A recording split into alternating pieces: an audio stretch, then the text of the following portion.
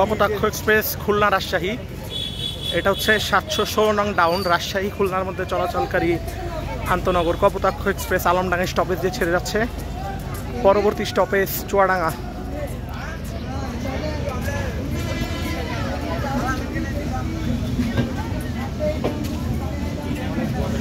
LSB নিয়ে চলাচল করে এই ট্রেনগুলো।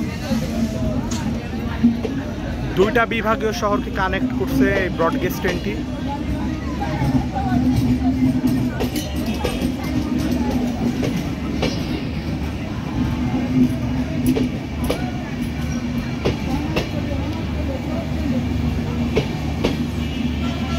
ফাঁকা সিট কত দেখছো?